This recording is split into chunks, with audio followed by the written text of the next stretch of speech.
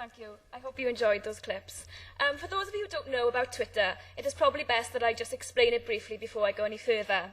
For those of you who don't know, it's not about how varying words sound across Wales, interesting as that may be, but I want to discuss, amongst other things, the phenomenon of the microblogging website Twitter and the way that such sites are being used in an attempt to enhance the democratic process here in Wales and all over the world. On this site, people can post statements of no more than 140 characters.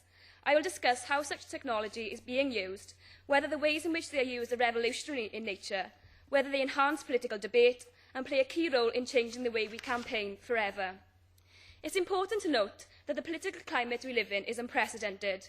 In the last decade alone, there have been mass examples of political activism, demonstrations against the Iraq war, failed protests, and now widespread anger at MPs' expenses. Yet at the same time, turnout at elections has remained low. Accessibility of politicians to the public has never been so extensive. Twitter, Facebook, blogs, YouTube, you name it. Yet prolonged public involvement and engagement is still at a low level, especially amongst young people. In this debate, I would like us to consider how we can embrace new technology while simultaneously assessing how we can facilitate a democratic renewal that will reignite the public imagination and lead to increased participation.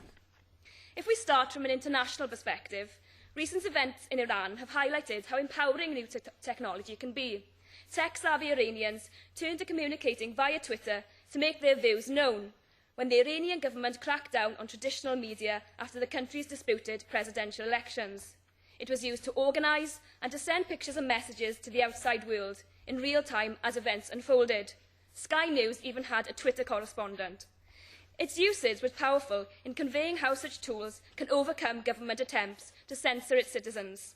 One Iranian commented on his Twitter page, "When I'm not connected to Twitter, it means I'm disconnected from the world because the state TV doesn't report many things." CBS News Science and Technology correspondent Daniel Seaberg said, "Against all odds, they're taking their voices to the internet and seem to be announcing the revolution will be blogged." Another example is that of events in Moldova. The last element of the footage shown on the video clip was that of protests in Moldova to contest the result of the election there. Protests of around 15,000 people seemingly materialised out of nowhere, yet young people had been texting each other and using Twitter and blogs to mobilise. In the United States, of course, Barack Obama is credited with the ingenuity of using technology during his campaign to become president. The mobilisation of people, creating genuine grassroots campaigns, turned technology in campaign form to technology of genuine engagement. Obama said during his presidential campaign, "Together we could open up government and invite citizens in. We could use technology to help achieve universal health care, to ensure that young Americans can compete and win in the global economy." On a UK level, the Hansard Society stressed that mainstream political parties have embraced new technology late in the game, while civil society and citizen activists have harnessed tools such as Twitter and Facebook to launch perpetual campaigns and networks.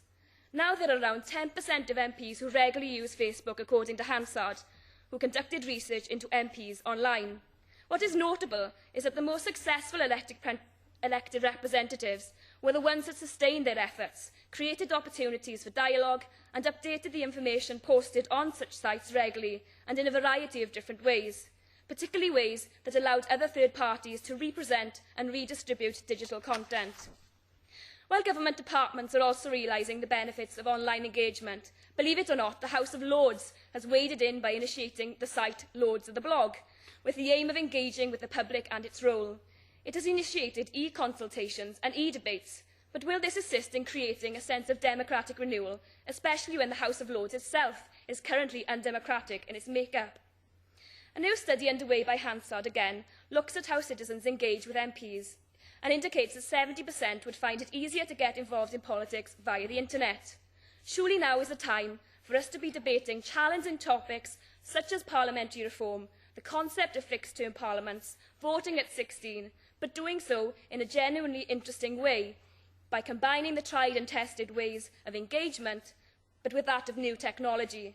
After all, 30% of the UK is still not online, and they cannot be ignored. But of course, we mustn't forget Wales in all this, and the huge strides taken here in embracing technology. I am a proud member of the Petitions Committee. where we interact with people who raise with us issues they face in their everyday lives.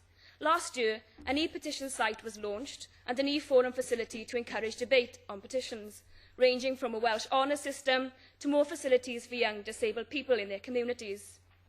Senedd TV is a useful tool for those who wish to see us hard at work.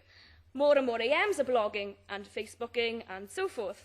And political parties are recruiting new members by engaging in debate online. Jenny, you saw in the clip earlier, is case in point. Personally, I use such a technology in a number of different ways, not just to broadcast myself. I blog, I start discussions, I live tweet First Minister's questions to let citizens know what the main topics are, and raise the profile of campaigns such as eating disorders and human rights.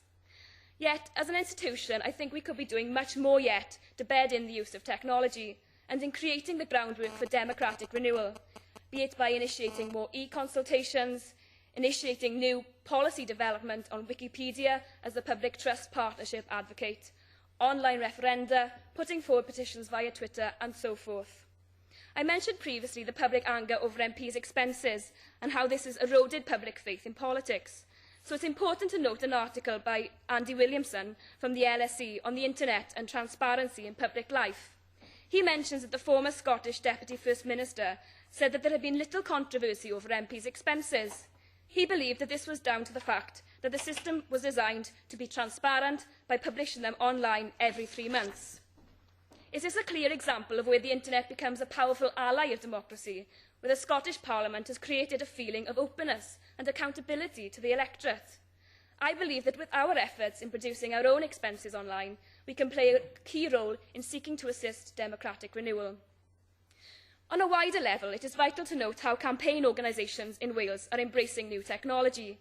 Consumer Focus Wales campaign online, as do Disabled Children Matter, Shelter Cymru, and so forth. The website Media Snackers works with young people to develop social media tools. Their mantra is, Twitter is people.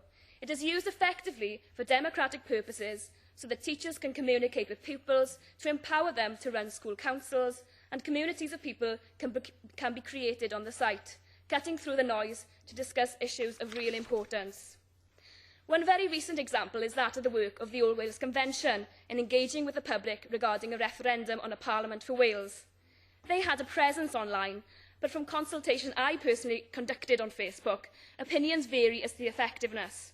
With 720 members only of their Facebook group and about 88 topics of discussion, this was an attempt to engage the younger generation, but people have indicated that more could have been done to ensure that young people's engagement was sustained. As elected representatives, we owe it to our constituents and our communities to adapt and renew our democracy, to ensure that no one is left out during the technological advances, to make ourselves accessible as possible.